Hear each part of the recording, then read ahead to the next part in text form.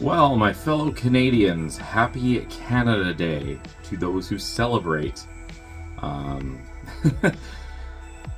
I say that because not everyone celebrates Canada Day. It's a political thing. I'm not going to get into it, and I'm not judging whether you do or you don't. Anyway, happy Canada Day regardless, or not. So for today's video, I wanted to do a Canadian film, obviously, for, to associate with the holiday. But I already did my favorite one, Pontypool. So I was like, okay. So I wanted to do something that wasn't super obvious. So, I will do, things like ginger snaps, and I think Black Christmas is Canadian as well. I'll do those eventually. Obviously, Black Christmas is more of a Christmas thing, so, But I did a little bit of research, and I was looking up some movies that were rated decently. There are a lot of, B-movie Canadian horror movies. There's a lot of B-movie American and British and all that horror movies too, but a lot of Canadian not rated great movies. But one that I saw had okay ratings was a little film called Haunter, which I had never heard of in my life. To me, my age is showing, but to me, Haunter is a Pokemon, right? So, figured I'd check it out. Looked it up on IMDb. Made sure not to spoil it for myself, but I saw that Stephen McHattie is in this. And if you recall, he was in Pontypool as well. And I thought he was a solid actor in that. So that got me a little bit pumped up for this one, to be honest. Don't know who any of the other actors are, but you got McHattie, so that's cool. I think that this guy needs more roles, honestly. Everything I've seen him in so far, I've only seen a few things with him in it, but every role that he's played very well. And yeah, I would like to see more from him. I'll have to investigate his filmography a little bit more. Anyway, getting carried away, that has nothing to do with anything. So, spoiler alert, the drill, talking about the movie, the events of the movie, and the ending of the movie. So, skip ahead to the little annotation, timestamp, whatever you want to call it, that says, my thoughts about it, if you don't want spoilers. Hopefully I don't have spoilers in that either. We'll see, I guess. But anyway, that's the deal. So let's get right into it. So, we got an opening sequence, a little butterfly flying around in a, I don't know what it is, like a warehouse or an attic or something, and there's a bunch of shelves lining the wall, or just a bunch of shelves like loose in the middle of air, and there are a bunch of other jars on them, and in those jars are little butterflies. And as the butterfly progresses and the opening credits continue, we see faces inside the jars replacing the butterflies, kind of like not having a good time. So, symbolic, right? I assume that represents something that's later in the film. Anyway, we're introduced to our unfortunate victim of a Groundhog Day-like situation here. So we have Lisa, who seems to be in an ongoing loop. The day before her 16th birthday of all times. Like, that would be piss poor. 16's a big number. Sweet 16 or whatever. Anyway, she's stuck to the day before, so there are multiple days in a row where she wakes up to her brother on a walkie-talkie that he put in her room talking about pirate treasure with his invisible friend Edgar or something, and then we have she goes downstairs and has pancakes, and her mom asks her to do laundry, and she does laundry, and she's kind of not into it. She's like playing the game essentially, I guess, trying not to be an asshole, but like you can tell she's over it at this point. We find out later that it's been about a week straight of like repeating the same bloody day over and over, so that would get a little bit tiring. Not to the point of Bill Murray and Groundhog Day, but regardless, repeating the same day over and over, that's not going to be fun, especially if it's the day before a good day. You know what I mean? That's unfortunate. So pancakes, the laundry. There's always some laundry missing that the mom questions about, and she's just like tired of saying, I don't know, I guess, at this point. Her dad's fixing this car, like, for infinity, I guess. He's stuck in this loop of not having a car that works, so that's fun. They have the same mac and cheese. They have the same dinner, whatever. They have the same watching Murder, She Wrote at night, and then she goes to bed, and then she wakes up and has the exact same day again. And it's just not fun. This happens a couple of times, and finally, on one of the days where she wakes up and I guess she's just over it, she kind of snaps a little bit, and the parents are like, "Are you okay, Lisa? Like, what's going on?" And she's like, "Listen, you wouldn't even understand if I told you. You wouldn't believe me, so there's no point." And to be fair, if my kid came up to me and said, "Hey, Dad, like, I'm living the same day repeatedly. It's been like a week already," I'd be like, "Okay, there, bud. Time for bed." But it actually is happening to Lisa, which is unfortunate. As the days repeat and progress, they get a little bit weirder. She starts having some interesting experiences. So initially it's like footsteps and noises that she investigates, and she ends up finding like a hidden like half door behind her laundry machine that has like a little keyhole that she can't get into because she doesn't have the key, whatever. She hears something whispering her name, like Lisa. It's like, oh, okay, that's not cool. There's another night where she sees like a shadow in front of her door, and basically has, what do you call it? Is it Close Encounter of the Third Kind if it's aliens? Well, it's a ghost this time. No, wait. Fourth is abduction, right? And third is just you have them in your presence or something? I don't remember. Anyway, whatever. The ghost essentially enters her room, and she's hiding under the blankets, and it's saying Lisa, and she's like, oh my god. And you see its hand like applying pressure to the blankets, pushing down, and she's like, who are you? And like flips the blankets off, and there's nobody there. So that's unfortunate. Well, I mean, it's fortunate. If there was someone there, that would be creepy too, right? But anyway, there we go. So the next day she decides to, either the next day or the day after, whatever. One of the following days she ends up going up to the attic because the footsteps lead her out, and she follows them, the little shadow under the door, whatever. And then the attic door, she goes to reach for the handle. It's like ajar a little bit, and she goes to reach it, and it slams shut on her, and she freaks out and runs downstairs. Anyway, the next time that exact same thing happens, she goes up to the door and it shuts, but she doesn't run. She goes into the attic and she's looking around and like, okay, this is crazy. Let's figure this out here. Obviously, there's a spirit that's trying to contact me. I think she uses she uses a Ouija board and like tries to talk to it, and it's like, are you dead? Are you trying to contact me? Are you alive? What's going on? And then the mom calls downstairs and distracts her briefly about the stupid, okay, can you come do the laundry? Because it's that time of day where you got to do the same damn laundry with the same missing pieces every damn time. Anyway, when she looks back down at the Ouija board, the little, what do you call it? Is it not a cursor, not a mouse with the, what's the little hand thing? Anyway, that thing, I'm going to call it a cursor because I don't know what it is on the yes. So, yeah, there's actual stuff going on. There's a little bit of, like, shaky, supernaturally stuff, and, like, a little rocking chair in one of the, in the dollhouse that's upstairs in the attic is moving and all that. And so, okay, there's stuff's going down.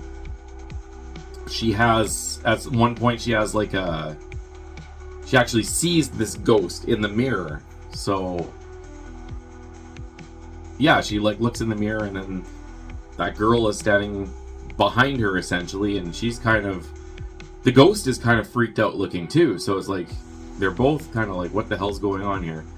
So is it a ghost? Is it interdimensional? We don't know at this point, right? But anyway, she looks beside her, nobody there, looks in the mirror, clearly she's there. So she like reaches up in the mirror to like touch the ghost girl's hair and cheek a little bit, and does, and like the ghost like goes, oh, like, okay, I felt that. And yeah, so that happens. Then there's a lot of weird like ghosty disturbance, I don't know what you call it, interference or distortion or reality manipulation, I don't know. But there's like a vibe that like, or a tremor that goes through reality or something. And anyway, so that's a thing. So she knows that this is absolutely a ghost. Later downstairs, they're having dinner or something like that, and the dad lights up a smoke. And that throws her off because A, her dad doesn't smoke. And B, even if he did and he was hiding it, this has never happened in the days that she's been repeating up to now. So this is a break in the cycle. That's very strange. Calls him out and he's like, I always smoke. Like, what do you... It's after dinner. That's like my thing. Anyway. The doorbell rings and... Oh, I forgot to mention, outside is like super foggy. Like, if you've seen the movie The Mist, it's like that. So there's like an advisory to stay indoors or something like that. It's just not safe. You can't see like more than half a meter in front of your face. Like it's... for my American friends, that's like 2 feet, I think, roughly. Or 1.5 feet or something like that. Anyway. Yeah, so there's that. So the doorbell ringing, that's kind of unusual. In an earlier scene, I forgot to mention, the phone had rang, she picked it up, and there's just static, and so the mother answers the door, and lo and behold, it's a telephone repairman. And this also is throwing her off, because this has not happened in any of those days she's repeated either. So what the hell's going on? Who is this guy? And this is our friend Stephen McHatty's character. Yeah. He goes and he says, you know, the phones are out, or is yours down? And they're like, yeah, it is. You pick up and you hear static. They're like, yeah. He's like, okay, cool. And he kind of like glances at Lisa, like knowingly, like there's more going on to this guy than just a telephone repairman. He says, I'm gonna check upstairs first. And they're like, okay. Just let him in. Then the mom, on cue, hey Lisa, can you do the laundry? She's like, yeah, I just, there's a couple of, you know, I got some clothes upstairs, I'm gonna go grab quickly. So she runs upstairs to see what the hell this dude's doing, and he's sitting on her bed all casually. She's like, what the fuck? He's like, Lisa, how long have you known? She's like, what? How long have you been awake for? About a week. Why? Who are you? And he goes on and essentially tells her not to contact the living. What? Okay, so she's the ghost, right? Okay, crazy. What a twist. Yeah, I mean, I didn't really know anything about this film, so I walked in and I was like, oh, okay, that's kind of a cool idea to do it from the ghost perspective. But that makes it all the weirder. I mean, that explains the repeated day, because, you know, ghosts and ghost encounters essentially usually say that they follow like a linear repeating path. You know, they come at a certain day of the year or a certain time of night and they do the same thing, they walk the same path, whatever. So that makes sense. So this girl that she's seeing in the mirror is apparently alive. Interesting. He basically says, yeah, you don't contact the living. If you do it again, you break this rule, or you try to contact anyone, I will make sure you and your family suffers unlike anything you're even aware you can suffer by, or something along those lines. Way better said than what I just said, but it's a threat, and it's an ominous one at that. And then he leaves, and you can hear him downstairs talking to the parents. Yeah, it seems to be good, whatever, takes off. She's like, okay, that was not chill. So cool, goes to bed. Same thing happens, the walkie-talkie goes off with the brother, but this time instead of talking about pirate treasure, he says, Lisa, wake up, something's wrong, I'm hiding, come downstairs. She's like, what? Then she hears yelling.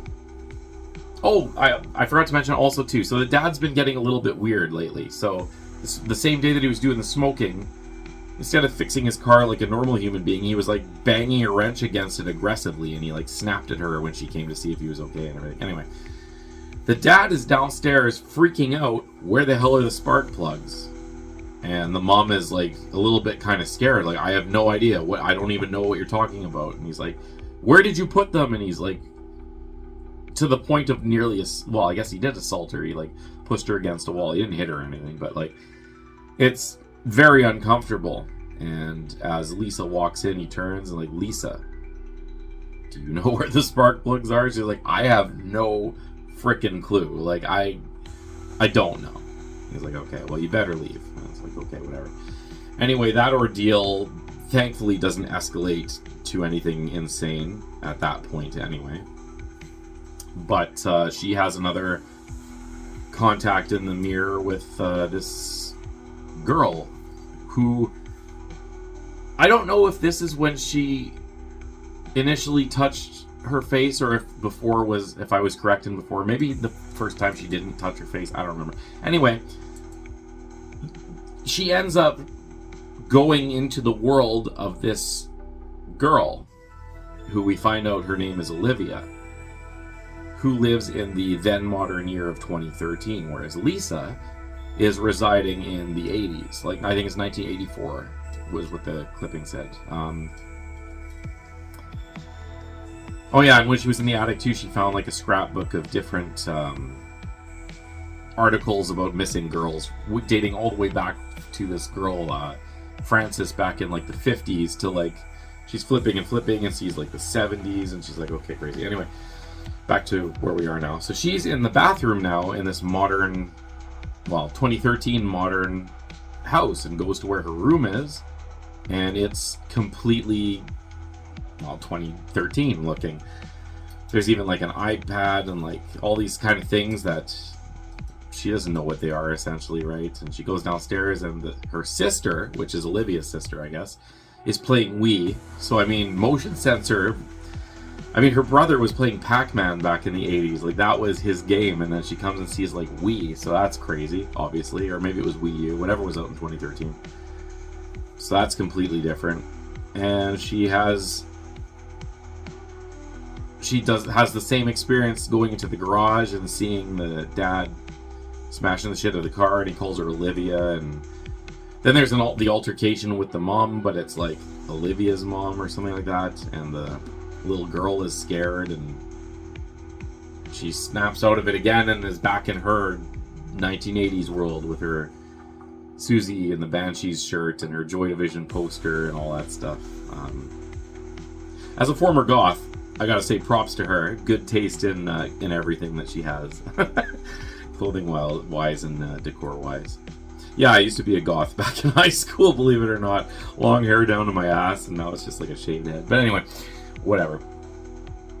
So where was I? Yes, so that happens, and then the day kind of repeats a little bit, but slightly off again, and the phone rings, and the dad goes and answers it, and he's like, hello, and looks at Lisa, and he says that it's like her teacher or something. There's like a change in her project or something, and parameters or schedule or whatever it is, and he needs to discuss it with her, and Lisa's like, what? So she's slowly walking up to the phone. The dad's getting impatient, like, come on, Lisa, he's probably got like 30 other kids to call. So she finally answers the phone, and it's her good friend Stephen McHattie, and he's like, listen, what did I friggin' tell you, kid? Gives her another subtle little warning, and she hangs up and turns around, and there's another figure sitting at the table. Turns out this is Edgar, her brother's imaginary friend, and now she can see him. And there's this, like, there was an interaction throughout the whole thing, as he always says, like, oh, Edgar wants another pancake or something, and someone's like, okay, we'll give Edgar another, gives him one or whatever. But yeah, the scene repeats, and Edgar's sitting there, so it's like, okay, that's kind of creepy too. And yeah, Edgar basically turns to Lisa and starts talking, and out of this slightly older than her little brother's aged boy comes Stephen McHattie's voice, a grown man with kind of like that gruff, gravelly kind of voice that he has. And yeah, so something's up. So she's freaking out, like, don't you see him? To her parents, and they're like, what are you talking about? And Edgar's like, I only let them see what I want them to see. That's a whole thing. And so she's freaking out, and basically he wants to show her what he meant by suffering, and all of a sudden she looks, and he's gone, and all of her family are like at the table, not moving, slumped over.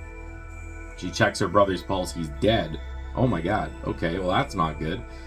And then the entire family, including her younger brother, starts like biodegrading and rotting and dissipating into like dust in front of her, and she's obviously freaked the hell out. And yeah, they fade away basically into dust after watching them deteriorate, like their faces and everything. They deteriorate into nothing, and she's screaming. She's like, "No, please don't leave me alone." You know, like that's insane. And then she wakes up again, I think she wakes up again. It's another repeat day or whatever. Anyway, she goes and explores that. Oh no, shit. I messed something up. Sorry, guys. So when she went in the attic, in that book with all the clippings, there was a key, and that was the key that opened up the little half door that was behind the washing machine. She went, and there was like a tunnel and water and all this, like, bottles of ether and stuff, and it was really weird. And then she had an experience where she saw a person inside a locked room, which turns out to be a furnace, which turns on and the prison burns. So, probably should have mentioned that. Sorry. Anyway, she goes back down into this tunnel, and no, sorry.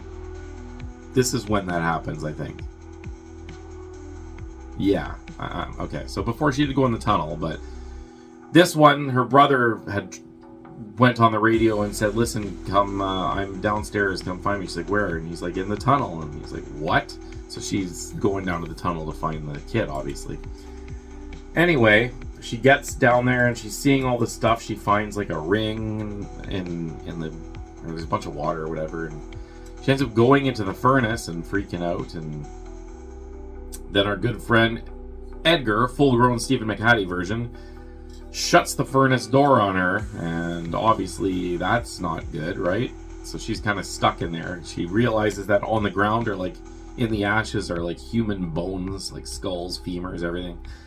She finds a little ring in the ash. It's just a whole... She's stuck there for quite a while. Then I don't know what it would be, like the exhaust hatch of the chimney that's above the furnace to, I guess, let the smoke and the hot air out, like opens and falls and dust falls down. She looks up and she can see up the tunnel, which is big enough for her to climb up and has like old school like stone on the inside so she can actually grip something. There's like a little grate or ventilation system at the top, and she sees light through it and she can hear stuff. So she climbs up, moves the grate, and she's in like her garage, but now it's like the 50s. Like there's a 50s style car there. I don't know what car it is. It's a pretty 50s car, whatever that. Anyway, at the garage door, there's a young girl who's banging at the door that's locked, has like a padlock on it. She's trying to break the padlock.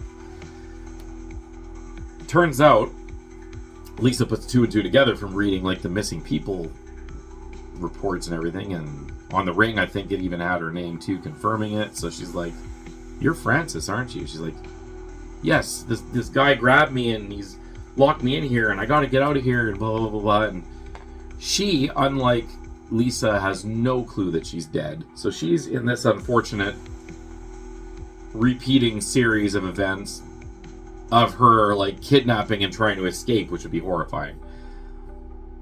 Lisa basically sits her down and she breaks the padlock off and is like gonna trying to lift the door, and she's like, "Listen, there's like literally nothing out there for you, trust me." I forgot another scene. So before she started trying to actually figure everything out, essentially, she tries to bike off into the mist. She's like, "Fuck this, I can't do this anymore." Bikes off into the mist in a straight line, but ends up going back to her house. Turns around, goes back in a straight line back to her house. So she's limited to her property, essentially. Anyway, she tries to explain to Francis, like, "Listen, there's nothing out there. You literally can't leave the property." She's like, "I have to. Like, my family is worried about me. I've been missing like for a full day." Lisa's like, "Oh, girl, no, you've been missing for like more than a half a century." She's like, "What?" And she explains everything, and it's like, oh my god. She kind of, I don't know if she buys it or not, because lo and behold, before she can do anything. Like, Lisa's like, I use this ring to, contact you or something. I guess this is the link to why I can contact you now or something like that. And she's like, how did you get this ring? And she says, yeah, like in the furnace where your bones are. Sorry, spoiler alert, girl, you die. Anyway, she takes the ring and she's kind of like, oh my god. But before she can do anything, yoink, from under the door, someone grabs her and pulls her out, and then the garage door shuts and she's stuck in there, and yep. So that's unfortunate. Then you can hear him kind of bugging at Lisa again, like, I've been doing this for so long, or I own this place, or get out of this is my house, whatever, etc. Anyway, we find out later that Olivia has in fact been trying to contact her. So she does. There's like, they both play the clarinet, and that kind of is like their link or whatever for some reason. I'm not sure why. Maybe just it's like an emotional, playing music or whatever. It intensifies the link. I'm not really sure, in all honesty. But anyway, they do that, and they kind of, she does that thing where she goes into Olivia's body again, essentially, and she sees an iPad sitting there with a little sticky on it saying press play. And somehow she knows how to use an iPad and figure out how to, press play. But there's a message from Lisa on it explaining, basically, she has looked up everything and she's in the house that Lisa lived in. And apparently the owners before Lisa was a man by the name of Edgar, lo and behold, right, who died in 1983. And Lisa and her family bought the house in 1984 or late 1983, something like that. I can't remember. They're repeating 1984, though, a day in that. So anyway, she says, yeah, basically he would take people, kill them, bring them back here, etc., burn them. Basically everything that Lisa kind of figured out on her own, being in the furnace and all that kind of stuff. So that's fun. But she is starting to notice her dad is acting very strange, to the point of being Edgar, essentially. So Edgar is slowly taking over Olivia's dad in the present, and she's basically saying, like, Lisa, I read about you and you went through the same thing. You might be the only person I know who can help me if you actually see this. There's a lot of faith being put in a ghost, but in this case it actually works out, so good on her. Oh boy. Anyway, she... how does that happen now? Goldfish have like a memory of like a quarter of a second. Sometimes I feel like that because I literally just watched this. Anyway, her family kind of snaps out of it, and they I guess Edgar's sick of Lisa not listening and interfering, that he's like letting her go enough to that basically they open the door and the little boy is like, oh, the sun's out. It's still misty out though, and he's running towards it, and the mom follows. Wait, Robbie, I think the kid's name is. And I mean, let's be real, it's them going into the light. And the father chases after and stops and turns, is like, we can go now. So, I forgot another thing! So, okay, she has a conversation with her mom. Mom is now awake. Robbie says that he was awake as of this morning because he found his glasses under his pillow or something like that. I can't remember how that links to it. Anyway, the only one not awake is the father. She has a heart-to-heart with Dad and says, listen, Dad, where the hell are the spark plugs? And he's like, what are you talking about? He's like, Dad, where are the spark plugs? And he looks and he opens up a paint can and pulls them out. Yeah, exactly. Put them in the car, Dad. He's like, I don't know why I did that. And she explains basically everything that happens. The dad killing, her own dad killing the family, and the dad is starting to remember all of this now from when he was alive, and he's freaking out pretty hard. He starts crying and everything. He's like, I can't believe I did that. And she's like, listen, it's not you. It's like you're being possessed, essentially. Like, this house has evil in it, a soul that is not clean. I don't know what you want to call it. Anyway, so eventually I guess that waking them all up has their, like, the reality of the house that they're living in, or the reality around them of what their house was that they're existing in between planes of existence or whatever, starts to shake, and it almost gets kind of like film grainy a little bit, and the lights are flickering, and that's when the door opens and they see the light, and the kid runs off, and the mom follows, and the dad stops, and like, Lisa, it's good, we can go now, we can finally leave. And she's like, oh shit, Dad, love you and all, but yeah, I'll see you later. Shuts the door. She's got to go save Olivia. That's the plan. I mean, she's a good kid, right? So she's going to go do what she can. So she goes down into the tunnel again. Reality's all like warped and shaky and weird and everything as usual. And goes down into the tunnel and gets all of the artifacts. There's like a jar, I guess, of trophies that Edgar had collected off of all of his victims. And she basically dumps it on the ground and tries to use them, I guess, as like a bridge between their spiritual worlds, because in this, their like spiritual worlds are like isolated, which is kind of a cool idea, actually. Yeah, so dumps them out. She's like, listen, we can send this guy right to hell, but I need all your help, and etc. And okay, that's fine. Anyway, unfortunately, she is then gagged with like an ether gag. Oh yeah, right now she's in Olivia's body, by the way. So she's gagged and taken down to the garage, and she wakes up with like duct taped arms and legs together over her mouth, in the back of a car. Her mom is in the front, totally out, also bound and gagged, I guess, or possibly dead, I don't know. And then you see the door open, and old man Edgar carrying Olivia's little sister. So at this point, Olivia had used like a little Zippo lighter to burn through the whatchamacallit, duct tape, and escape. But when the door opens, sees the sister, she quickly plays like she's out of it again, puts her arms behind her back, puts the duct tape on her mouth, lies in the seat. He gets in the car and lights up a smoke and starts talking like she's still out of it, he thinks. Saying, oh man, Lisa, you know, I always did enjoy killing you, and now look, you know, you fought hard then, and you fought hard now, and look where we are. We're doing this dance all over again. I mean, it's obviously Olivia's body, but it's Lisa's spirit or whatever. So it's like a, you know, he's getting two birds stoned at once, as Ricky from the Trailer Park Boys would say.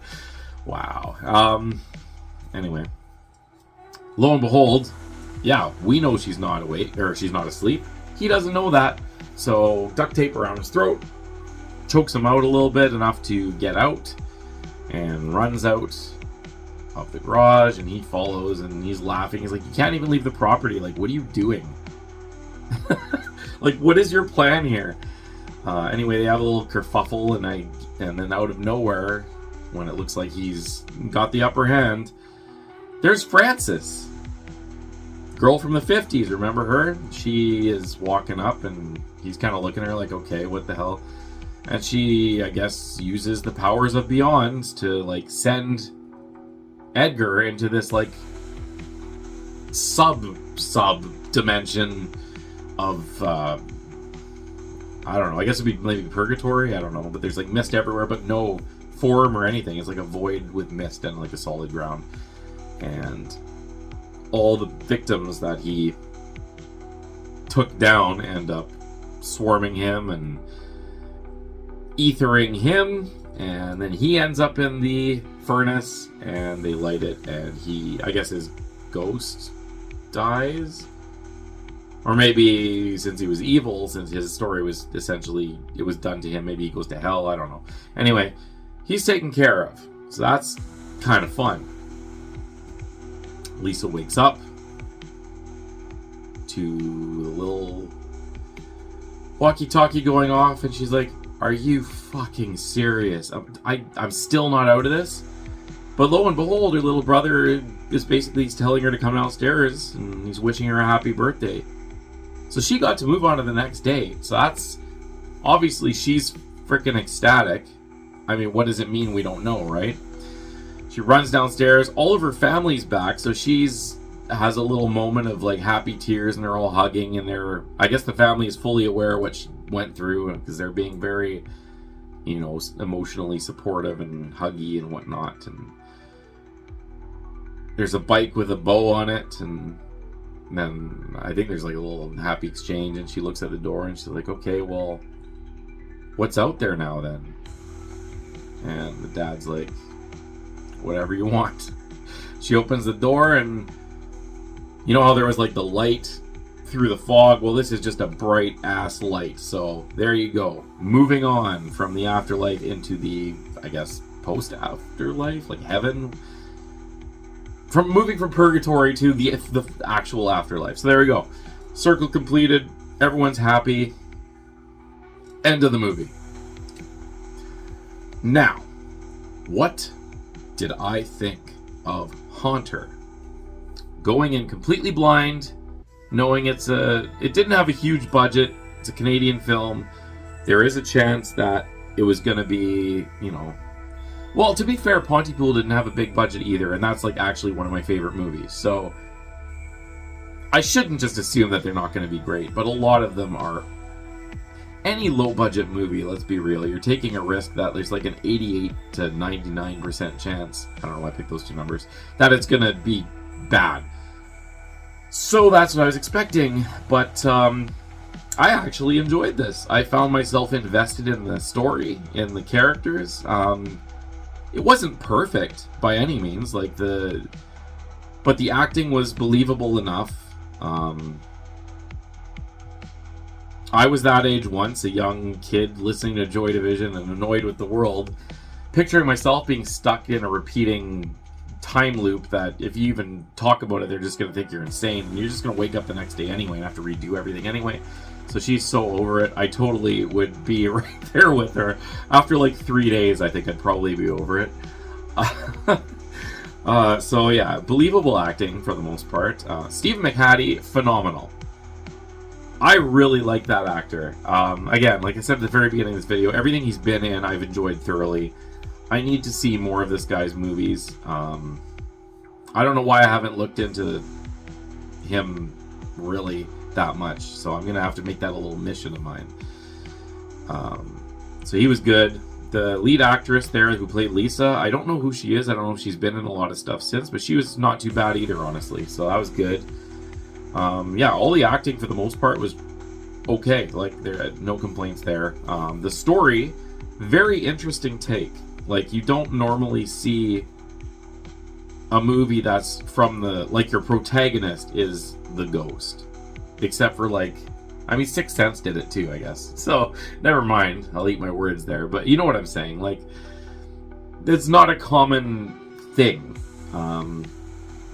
And even for the ones where you find out, oh, he is dead or whatever the whole time and he moves on, you don't usually have the darker side of that. It seems to be, like, lighter. Like, I'm trying to think of it, like Ghost, for example. It's a good movie and everything, but, like, it was more good-hearted, good nature. Anyway, whatever. So anyway, the story was fairly unique based on all the other Ghost movies out there, so I really like that. I appreciate that. Again, going in there blind, I didn't know the twist. Shit, I just spoiled it for the people who fast-forwarded here. So, yeah, my deepest apologies. Oh, boy. Anyway, so I enjoyed that. It's too late now. You already heard it, right? Anyway, but, what else? The visuals were cool, like the foggy atmosphere. They show shots of the house outside and, like, the foggy purgatory world. It's done... It looks good, creepy. The visuals when, like, her parents and brother have, like, stepped into the light, but she goes back into the house, and the house is, like, or the reality is kind of, like, on the verge of deteriorating. I thought that was a really cool effect. I think they made it so that, like, the background was deteriorating while she was kind of not, and so it was like, I don't know how to explain it. It looked cool though, so I like that. Yeah, the story in general was good. I don't know, I'm trying to think of what else I could evaluate here. Cinematography was pretty decent for the budget they had. They made the most out of what they had, right? Wasn't too much for effects or anything, except for, like, the, reality shifting scenes and whatnot. So, I mean, at least they didn't have to spend a lot of money on that, so they could make everything else look, even better too. All in all, shot well, acted well, directed pretty decently. Few things that weren't perfect, but again, you don't have a budget of $1 billion. You're not a Marvel Cinematic Universe movie. You did okay. So, all that being said, what am I going to rate this one? I think I'm going to go above 6s even. I might go and give this a 7. Let's give it a... I think it's a little bit better than 7, so let's give it a 7.001. There you go. 7.001. That's what I'm giving Haunter, because I did enjoy it. Would I watch it again? Yeah, probably. Movies like this, I always like to watch a second time to see, if I should have, caught on to the twist a lot sooner or whatever. So that's kind of fun to see how dumb I am. That's always a bonus. And yeah, like I said, it was enjoyable enough that I could probably just watch it again and have a good time. So yeah, it's got rewatch value. Should you check it out? Well, did it sound interesting to you? Do you like ghost movies? If you do and it did, then yeah, you should totally check it out. If you're slightly curious, I'd say, yeah, that's enough to make you check it out, because I'll be honest, I was only slightly curious. I chose it because it's Canadian, it's Canada Day, and I'd never heard of it, so I thought it might be fun to investigate something where I'm going in completely blind, and I was pleasantly surprised. So, there you go. Check it out. 2013 Haunter. Yeah. Happy Canada Day if you celebrate it. If you don't, happy not Canada Day, and I'm not judging you. Oh, I guess if you're in Newfoundland, it's Memorial Day, right? So, to all my Newfoundlanders and Labradorians, happy Heritage Memorial Day. Sorry. Oh my god. Okay, I'm ending this. I'm biting off more than I could chew, pretending I know stuff. Well, bye.